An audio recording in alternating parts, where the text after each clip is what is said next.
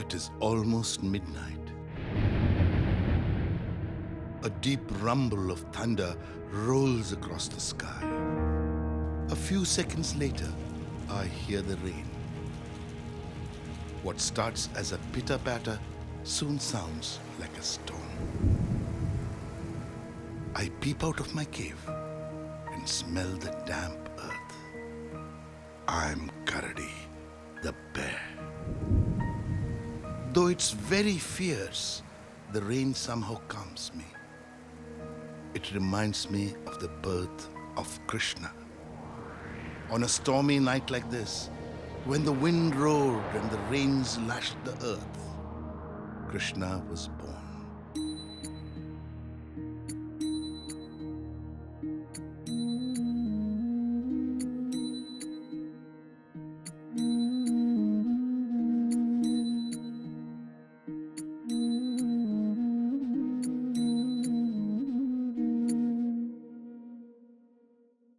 The beautiful city of Mathura lies on the banks of the river Yamuna. A long, long time ago, Mathura was ruled by a king called Ugrasena. He was a wise and good king. However, his son Kamsa was cruel and wicked.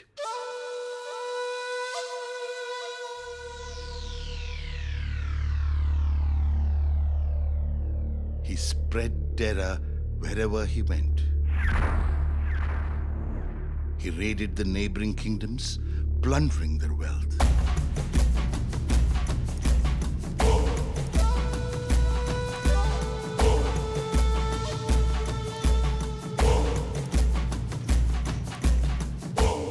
Ugrasena could not bear to see his son's evil ways. I am ashamed to be your father. Change your ways. If you don't, I'll banish you. You're not fit to be the future king of Mathura. My kingdom is not safe in your vile hands. Mend your ways, Kamsa, or else... Ugrasena commanded. Kamsa was afraid he would lose Mathura. He was impatient to be king. With the help of some guards, he imprisoned his own father in the palace dungeons. Then Kamsa crowned himself king.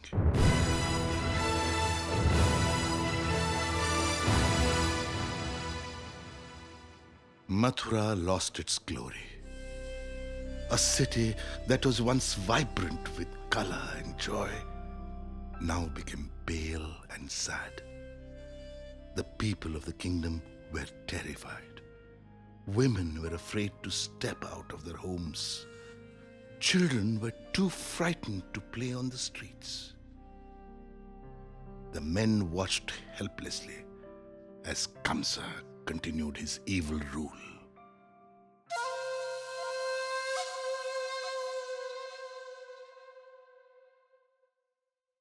Around this time, Princess Devaki was married to a Yadava nobleman named Vasudeva. Devaki was Kamsa's cousin. Many important people gathered at the wedding. Kamsa himself came dressed in all his finery.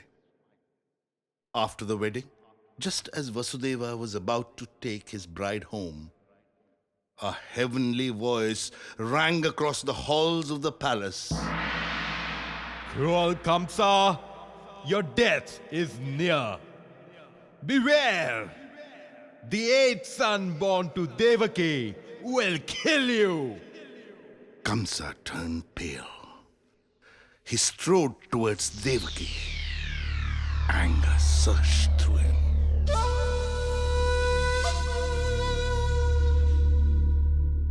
Devaki trembled with fear. Her lips quivered.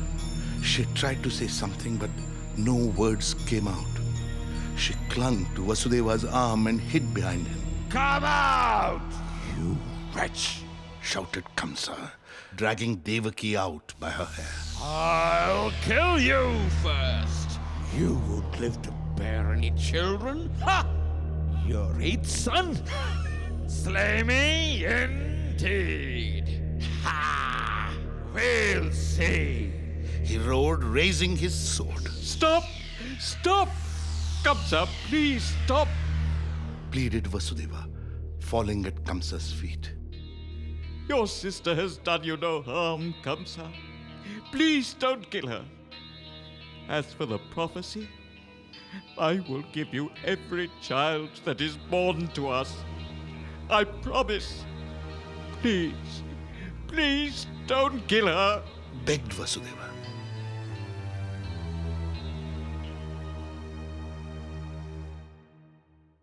Kamsa looked down at the distraught nobleman. Wouldn't that be glorious? He thought to himself. I'll prove the prophecy wrong. I'll kill every child born to Devaki with my own hands, especially the 8th. Let the world see how invincible Kamsa is. Kamsa laughed loudly. His evil laughter turned every heart cold with fear.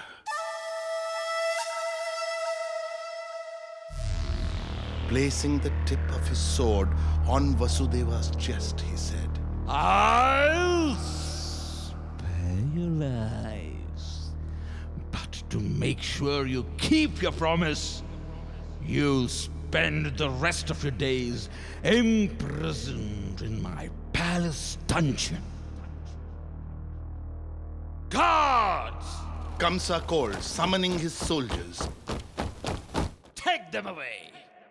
The soldiers came and bound Devaki and Vasudeva with long chains. Then they took them to the dungeon. They were pushed inside, and huge iron gates closed on them. Several soldiers stood on guard. The windows were high and had thick iron bars. Vasudeva looked at Devaki helplessly. She was sobbing loudly. Don't cry, my dear. Vasudeva consoled Devaki, putting his arm around her. Let us keep our hopes alive. Someone will save us. Perhaps the prophecy will come true, and our son will kill Kamsa. Months went by.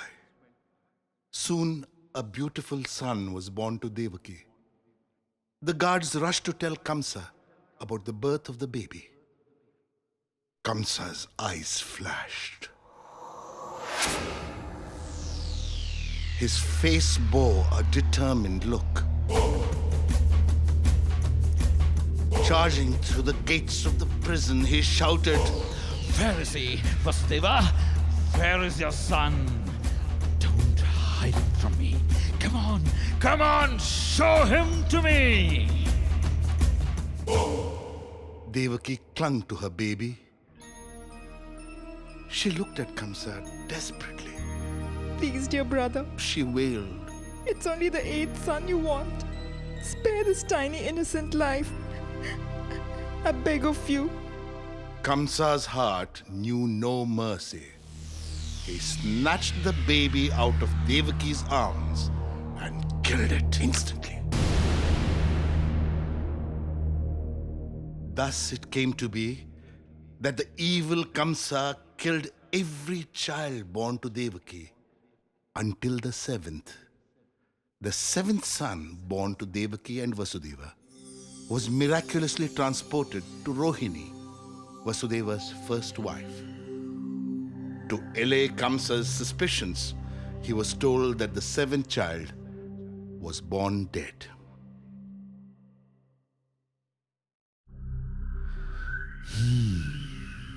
Only one child left to worry about. Thought Kamsa eagerly. When the news arrived that Devaki was bearing her 8th child, Kamsa became nervous.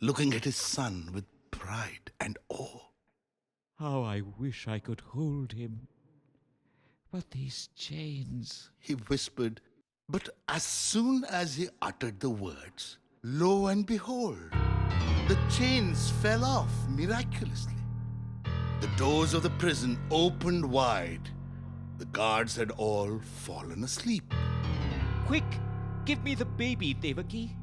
I will take him to our friend Nanda in Gokul. He will be safe there. Devaki bundled up the little child in a cloth. She kissed him and with tears in her eyes handed him to Vasudeva. Take care, my lord. Devaki whispered. Vasudeva quickly placed the child in an empty basket. With the basket on his head, he ran past the sleeping guards. Outside, the rain had become heavier. But what a miracle this was! Not a drop of water touched the sleeping child. It was as if there was an invisible umbrella protecting him. Vasudeva ran to the bank of the river Yamuna. On the other side lay Gokul, but the Yamuna was in full spate. Deep and turbulent, it rose to touch the child's feet as if in respect. And then it suddenly sank low. Its waters just caressed Vasudeva's ankles.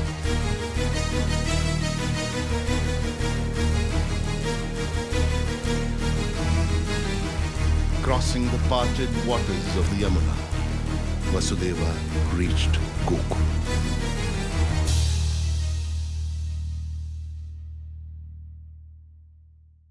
In Gokul, Nanda's wife Yashoda had just given birth to a baby girl. Both mother and child were fast asleep when Vasudeva arrived. Vasudeva put the basket down quickly and placed his son next to Yashoda. With tears in his eyes, he kissed his son goodbye. Then he took Yashoda's daughter back to Mathura, to Kamsa's prison. The guards were still asleep when he arrived. As soon as Vasudeva set foot in the prison, the gates closed. Vasudeva's hands were shackled again. The baby began to cry. The guards woke from their slumber and ran to tell Kamsa about the arrival of the 8th child.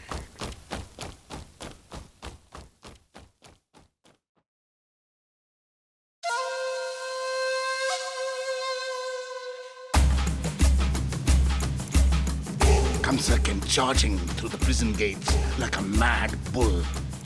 Ignoring Devaki's and Vasudeva's cries, he seized the child by its legs. He lifted the baby high and was about to smash it to the ground when it escaped from his hands and disappeared. Kamsa's mouth fell open in astonishment. Then a heavenly voice rang out from the skies. Kamsa, he who will destroy you, still lives.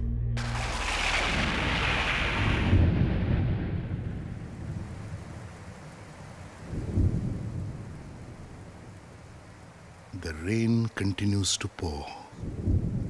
Thunder rents the air and bolts of lightning streak the night. The prophecy still rings in my ears. Did it come true? Do you wonder? Yes, it did. But that is another story.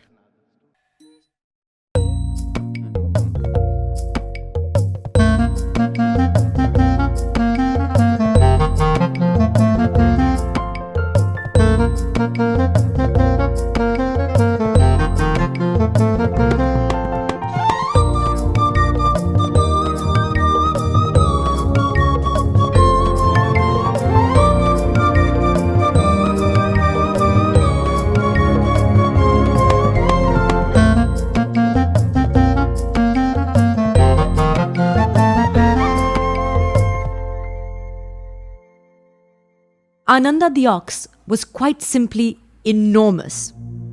With muscles rippling under his frame and his huge curved horns, he was a fearsome sight in his village in Benares. Yet, the children didn't think twice before cuddling up to his massive head or stroking his broad back. One look at Ananda's gentle eyes, and you knew he wouldn't hurt a fly. Ananda, Ananda, Ananda, Ananda, Ananda, Ananda. Billa, his owner, knew that too. He would sit in the sun, stretching his thin arms above his head, observing Ananda with pride. Who would have thought that such a tiny calf would become such a splendid creature? Yet, as the days went by, Ananda began to feel restless. Billa is so good to me, he thought. He has hardly any money, but he looks after me so well. What can I do to repay him?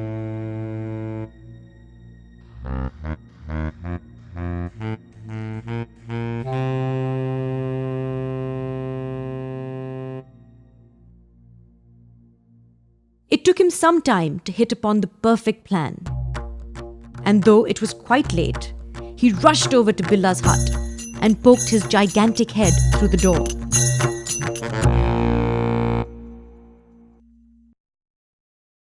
"Are you feeling all right?" demanded Billa anxiously. "Is there a problem?" "I want to help you," said Ananda, coming straight to the point. "And I only have my strength to offer. But I have a plan. You must go to town tomorrow, find a rich merchant, and bet him 1,000 silver pieces that your ox can pull 100 cartloads of boulders, gravel, and stones, all at once." Billa frowned. "Are you crazy? That's impossible. 100 carts full of stones and rocks? Do you want everyone to laugh at me?" "Don't you trust me?" asked Ananda sharply. "Have I ever let you down in all these years?" Billa had to admit that his faithful ox had never let him down. "Well then," said Ananda calmly, "just do as I say."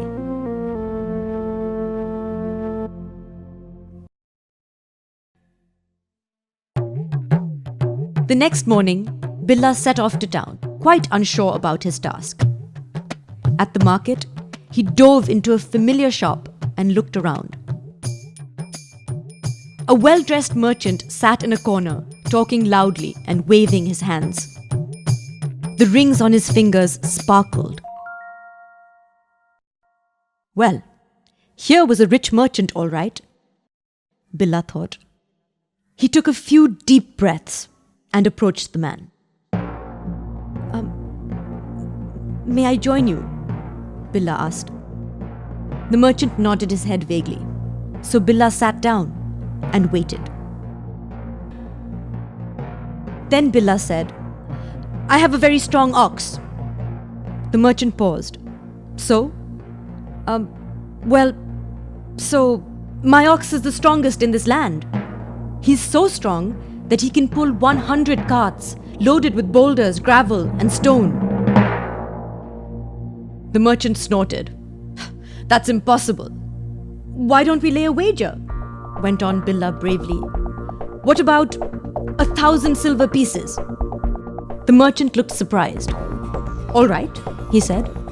"Bring your ox to the town square tomorrow morning. But remember," and he wagged a threatening finger, "if he can't do as you say, you have to give me 1,000 silver pieces." Billa nodded and walked as fast as he could back to his village. Once there, he told Ananda that the deal was fixed, and the ox sighed with satisfaction. Now, at last, he could repay his master. And so, while Billa spent the night worrying about the task that awaited his ox, Ananda dreamt of a wealthy Billa living in a magnificent house, surrounded by luxuries.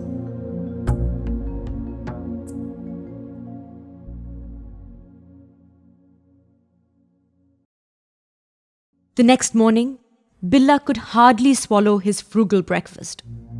He sat, frowning, at the doorway of his hut. When Ananda lumbered over to him, Billa squirmed away.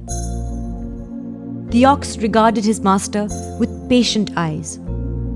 "Don't worry," he said. "Just trust me." Billa did not know whether to feel worried or annoyed.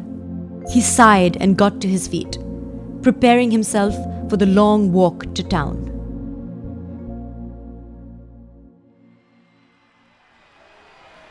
As they approached the town square, they heard the noise. Cheering, clapping, singing and shouting. Word had travelled quickly about Ananda, and the entire town had come to witness Ananda's strength. Billa took one look at the eager crowd and at the 100 loaded carts and at the merchant. His heart sank. "I'm going to be a laughing stock," he fretted. "Ananda will never be able to pull these heavy carts. Oh, why did I agree to this foolish plan?" As the yoke was set on Ananda's shoulders and fastened to the cart ropes, Billa's anger rose. "Serves me right," he muttered furiously, "for having listened to the words of a beast." Striding forward, he lifted his whip and brought it crashing down on Ananda's hide. "You stupid creature," he cried. "Go on, pull those carts." Ananda's eyes flew open in shock and pain. Turning his massive head around, he gave Billa a long, measured look.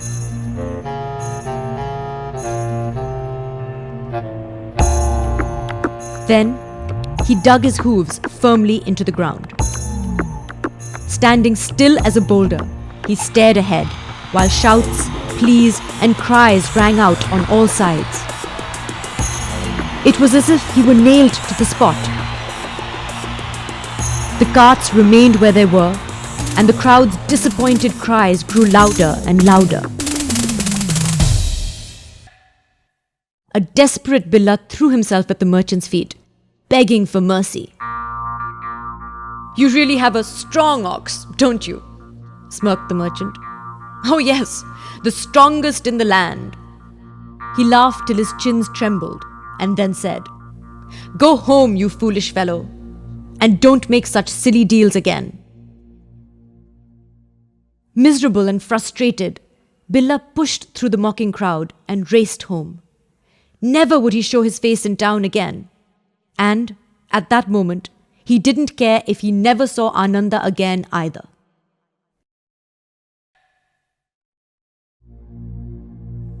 That night, a huge head poked through his door. Billa sprang to his feet. "Get away from here," he shouted. "You wretch! You made me agree to your foolish plan, and now everyone is laughing at me." "Why did you hit me and call me names?" demanded Ananda. "Have I ever let you down before? Was this my reward for wanting to make you rich and happy?"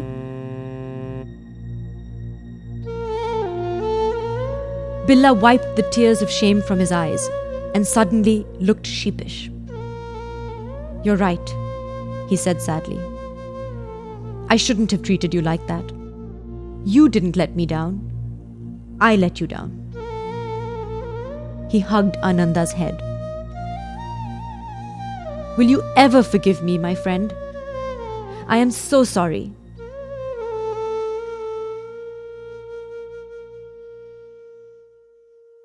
"If you are truly sorry, then do as I say," rumbled the ox.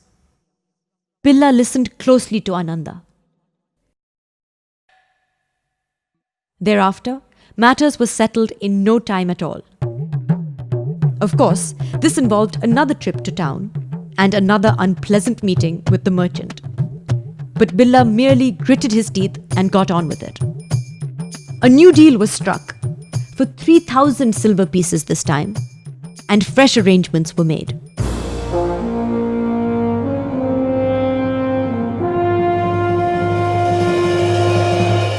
And so, as the sun rose on a new day, Billa and Ananda made their way back to the town square, where a noisy crowd and 100 laden carts awaited them. There's that crazy man again with his foolish ox. But as the yoke and the ropes were attached to Ananda, Billa patted his head. "My friend, this is your time," he whispered. "Pull the carts and let these people see your strength." The great ox nodded and, using every ounce of strength in him, pulled. The wheels on the long row of carts jerked out of the earth and began to spin till they were rolling around the square in a smooth, orderly line. The crowd gasped at the magnificent sight and cheered wildly.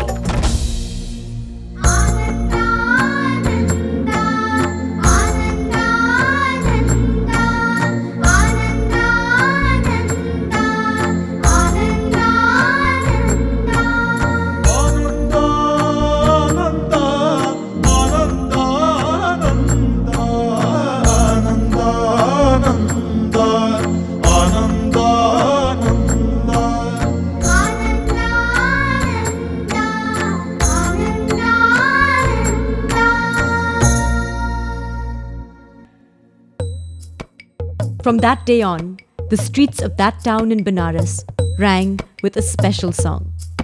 When Ananda was a little calf with legs that swayed and shook, none that saw him would have given more than a passing look. But time went on and he grew and grew to an amazing size. He was huge and strong and brave and so exceptionally wise. When Ananda was a little calf with legs that swayed and shook, none that saw him would have given more than a passing look.